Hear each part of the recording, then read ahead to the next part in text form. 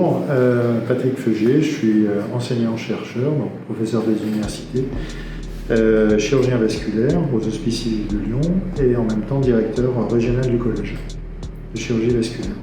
Moi, je m'appelle Philippine de Manival, je suis interne à Grenoble en 3e semestre en chirurgie vasculaire. Moi, Océane Maluli, je suis premier semestre interne à Lyon en chirurgie vasculaire.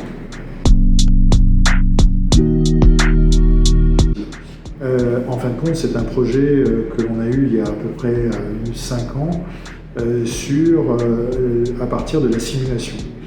La simulation chirurgicale est un process qui va se démocratiser et cette simulation, elle peut être faite soit en pré-procédure d'une intervention chirurgicale, soit en post-procédure sur une formation à certaines procédures qui peuvent être complexes. Et c'est pour ça qu'on a initié ce projet de simulation sur un modèle concret en 3 dimensions d'une artère. Le modèle 3D, imprimé 3D, en impression 3D, va nous permettre d'avoir la forme, le tissu, en échelle 1 sur 1. Et ça va nous permettre de visualiser sur un modèle qui est patient spécifique, puisque c'est créé à partir d'une véritable biologie, d'une véritable aorte, de créer un modèle qui est le plus ressemblant à la réalité. On va utiliser ce modèle pour s'entraîner, mais sur la formation. La formation d'une procédure, la formation d'une technique, la formation d'un outil. Et plutôt que de se former sur quelque chose qui est inerte, on va se former sur une simulation de procédure. C'est ce que l'on a fait aujourd'hui. Alors pour moi actuellement en 2023, c'est clairement un avantage parce que nous n'arrivons pas pour l'instant à avoir ceci en numérique.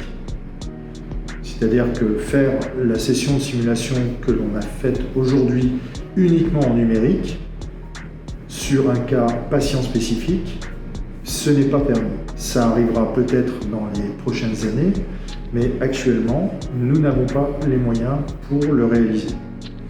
Moralité, nous devons utiliser des choses, on va dire un peu dégradées, pas en termes de qualité, pas en termes de technologie, mais dégradées par rapport au tout numérique.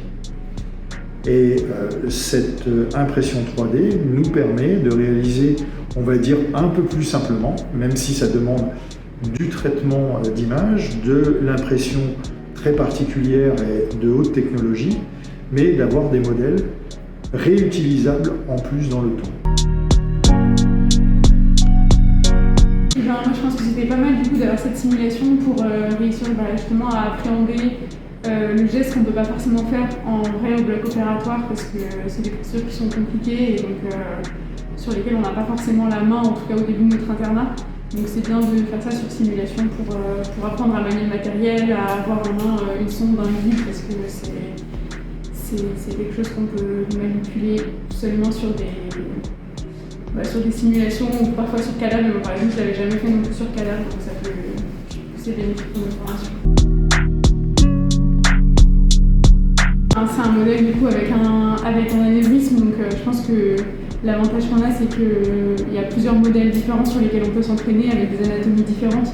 Donc pour s'entraîner par exemple au cathétérisme des artères rénales, de la maison supérieure ou même au crossover, c'est intéressant d'avoir comme ça des modèles 3D qui se rapprochent le plus possible de la réalité, même si on a vu tout à l'heure qu'il y avait des petites différences, mais ça permet quand même d'avoir un modèle pour s'entraîner et essayer de peut-être dans le futur aussi apprendre à larguer des ondes de prothèse dans ce modèle par exemple.